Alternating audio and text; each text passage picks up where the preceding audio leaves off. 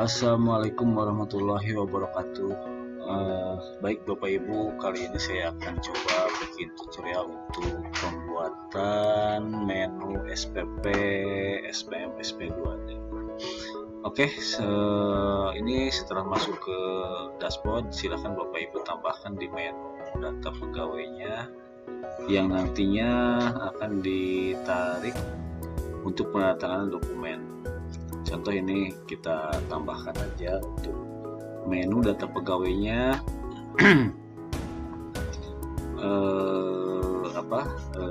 kita ini contoh ya, ini contoh aja, contoh kita tambahkan di perangkat daerah yang ini saya coba masuk.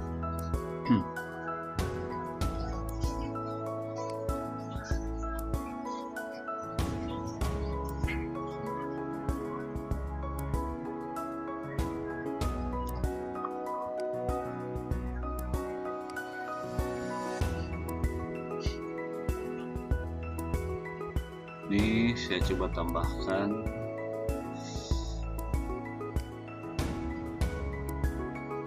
yang utama sih di sini ditambahkan untuk apa? Untuk pengguna anggarannya atau kepala dinas, kepala badan, kepala kantor, camatnya. Terus yang ditambahkan tuh bendaharanya, bendahara pengeluarannya. Ini yang utamanya, yang utama di perangkat daerah yang nanti akan menandatangani dokumennya, yaitu untuk dokumen SPP dan SPM kalau di perangkat daerah. Mungkin nanti untuk yang ada pendapatannya nanti mungkin perlu ditambahkan juga untuk penandatangan di bukti penerimaan dan bukti setoran atau BPSTS. Nah, ini saya masih lanjut nih untuk menambahkan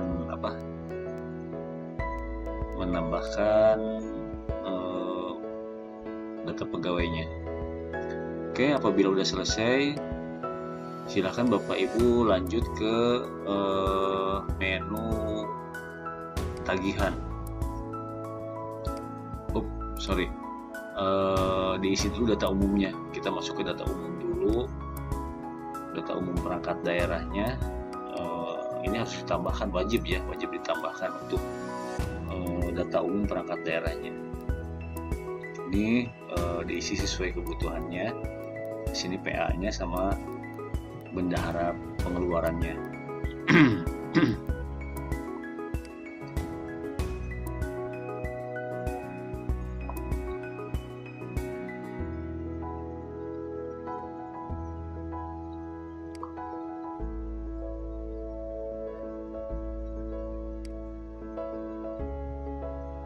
Oke, kita simpan. Nah, setelah ini kita lihat ke bawah. Nah, di sini untuk menambahkan data penandatanganan dokumen yang ditarik dari data pegawai tadi. Nah, ini kita tambah, kemudian pilih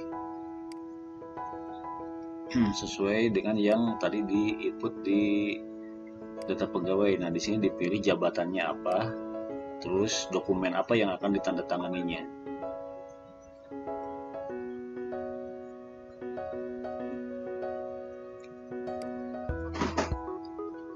Jadi untuk satu orang tuh bisa beberapa dokumen yang ditandatanganinya. Silakan dicek saja sesuai dengan kebutuhannya.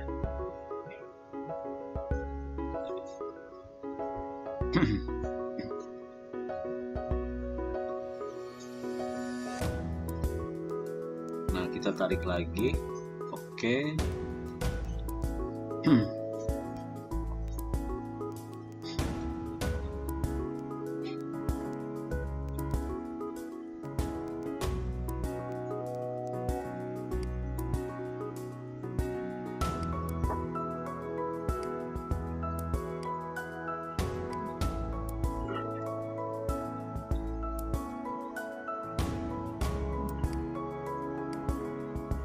Ini contoh ya, mohon maaf ini hanya contoh aja. Nah, apabila udah selesai, kemudian disimpan.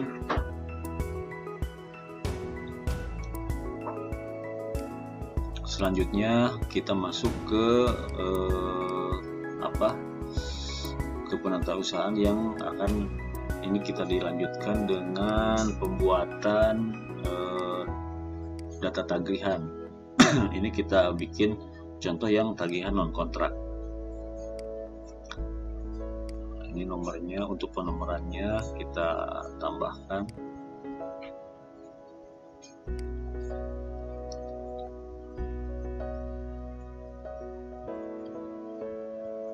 Tagihannya silahkan disesuaikan dengan uraian tagihannya sesuai dengan keperluannya.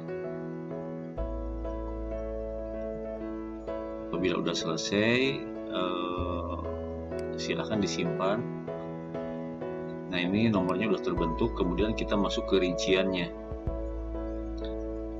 Nah, di sini di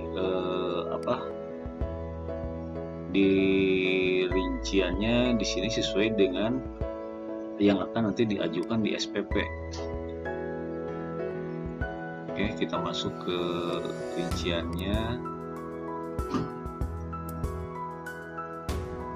Kemudian kita pilih sesuai dengan rekening yang dibutuhkan, yang akan diajukan di SPP SPM. Nah, ini kita sesuaikan. Ini saya ambil contoh untuk pembayaran gaji. Ini kita sesuaikan dengan contoh yang ada di NCR atau daftar gajinya.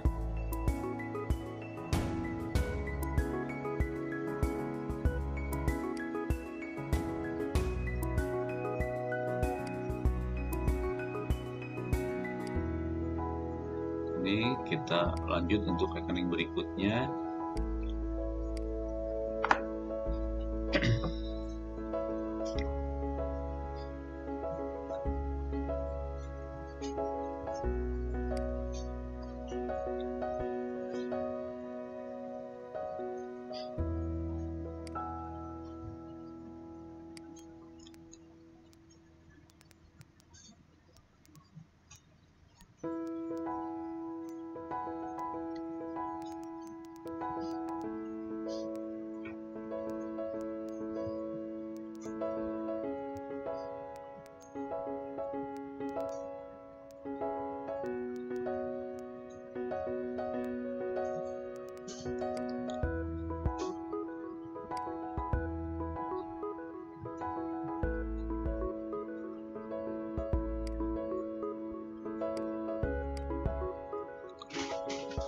Bedanya dengan aplikasi yang sebelumnya, di mana rinciannya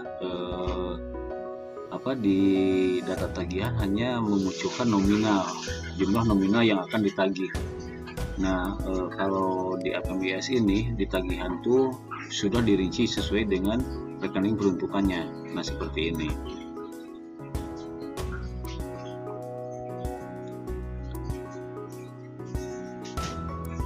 Oke, ini untuk tagihannya udah seperti ini. Jika udah selesai, silahkan teman-teman semua, Bapak Ibu, dilanjut atau kini kita cek dulu. Apabila ada kesalahan, silahkan diedit di sini.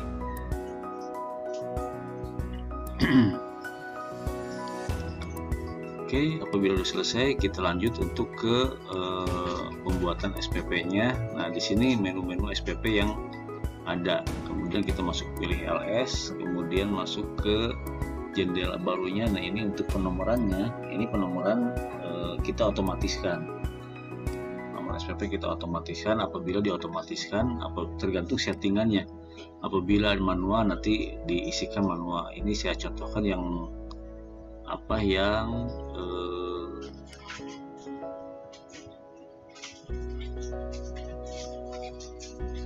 otomatis. Nah, tadi masuk ke menuju ke nomor tagihan yang tadi di awal dibuat di saat pembuatan nomor tagihan.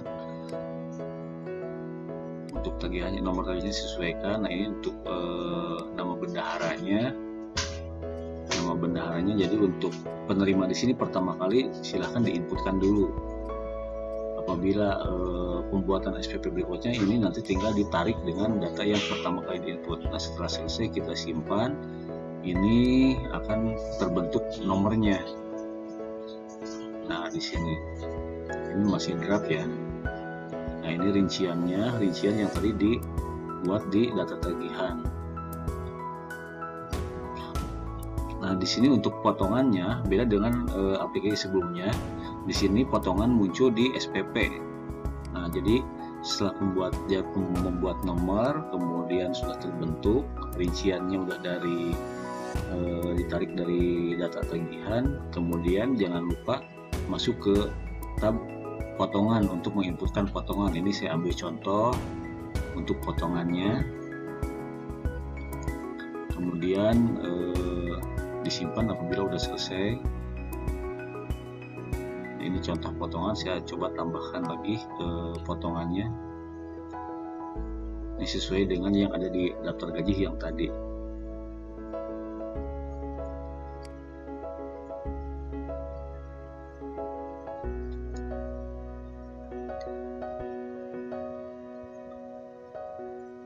Jangan lupa dibantu support ya untuk channelnya ya,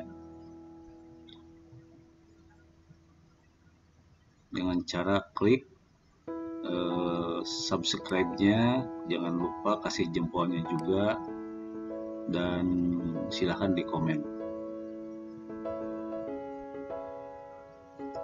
Oke, ini masih di potongan,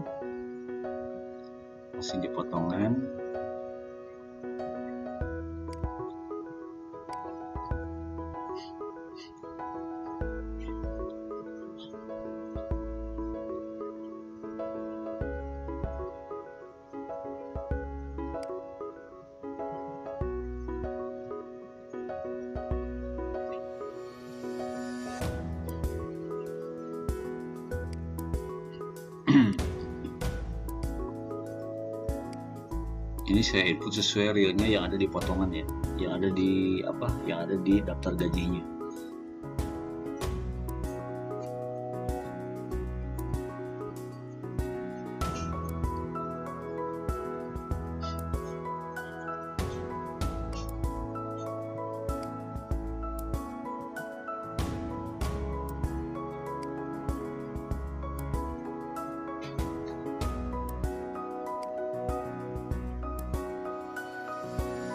Oke, apabila udah selesai, nah di sini ada kembali lagi ke tab SPP-nya untuk di cross check ulang.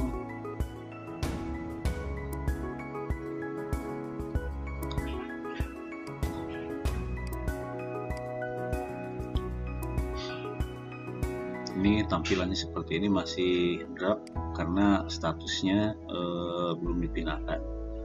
Nah, di sini ini kan nomornya tadi otomatis terbentuk sendiri di sini. Nah, apabila udah selesai, silahkan Bapak Ibu diubah statusnya yang dengan klik yang hijau tadi, kemudian ubah status. Nah, di sini udah terlihat pindah. Kemudian apabila udah selesai, kita masuk ke menu SPM.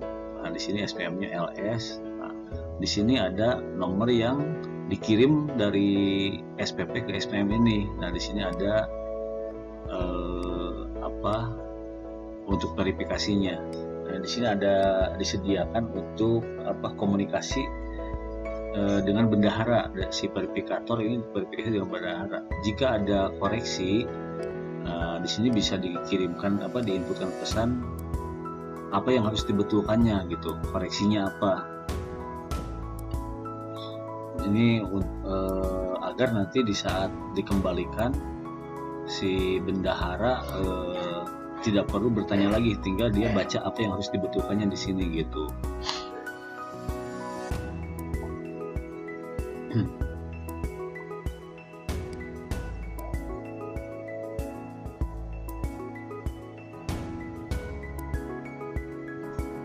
Ini contoh aja ya, ini contoh.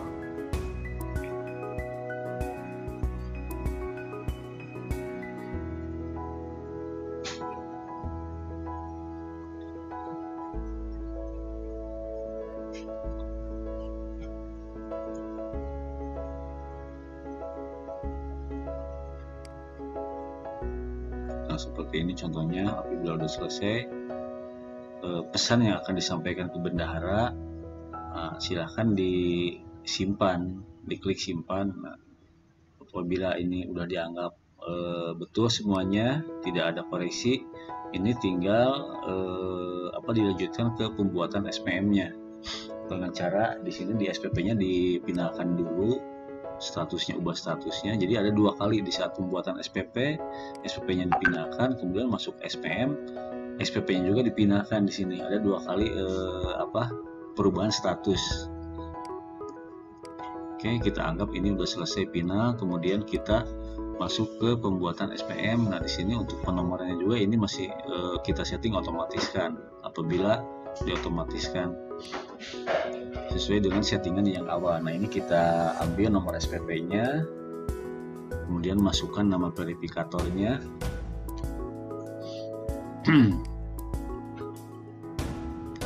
Nah, di sini untuk penandatangannya, penandatangan SPM-nya ya, sesuai dengan yang tadi diisi di awal.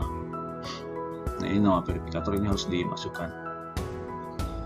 Oke, ini sudah terbit SPM-nya. Ini contoh yang SPP-nya nih. Di sini sudah dipindahkan, jadi untuk draftnya usulannya itu sudah tidak ada lagi. Ini bisa disimpan dulu atau bisa dicetak langsung. Ini saya ambil contoh disimpan dulu. Oke, nah ini kita lihat di SPM-nya seperti ini tampilan SPM-nya. Ini masih statusnya masih draft. Nah, di sini ada potongan-potongan yang tadi diinputkan di SPP, di sini muncul di potongan SPM.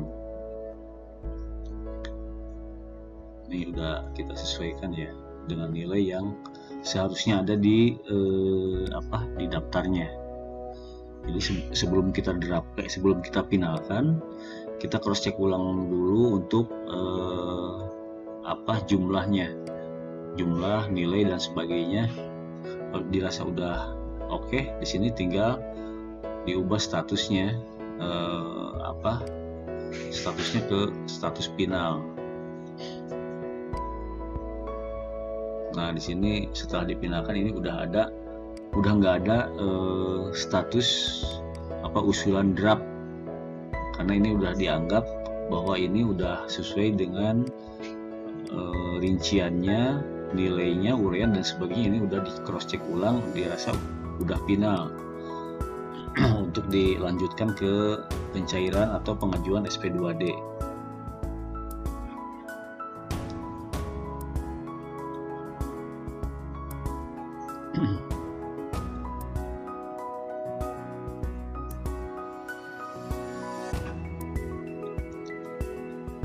Ini saya coba disimpan dulu filenya, bisa langsung di print atau bisa kita simpan dulu dengan dalam bentuk PDF.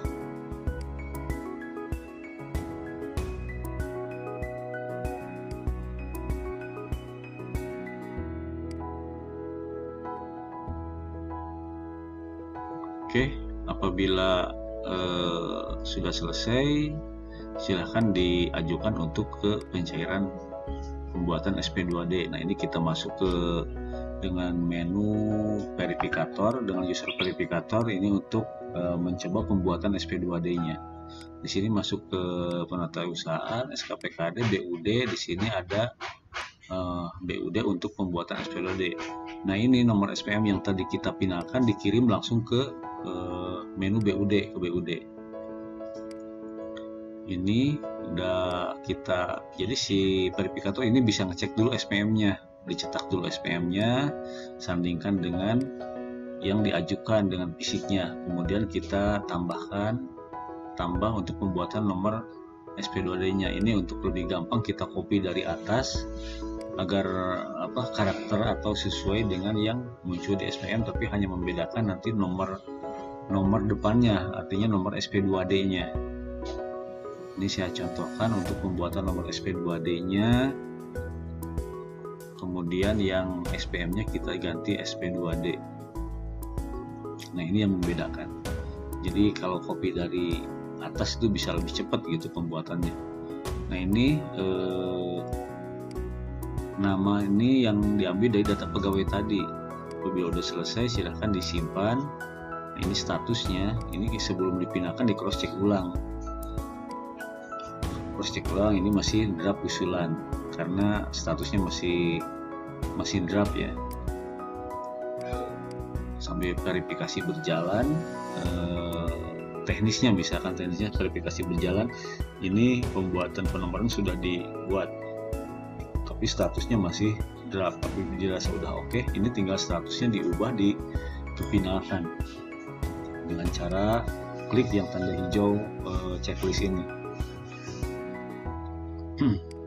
Oke, kita ubah.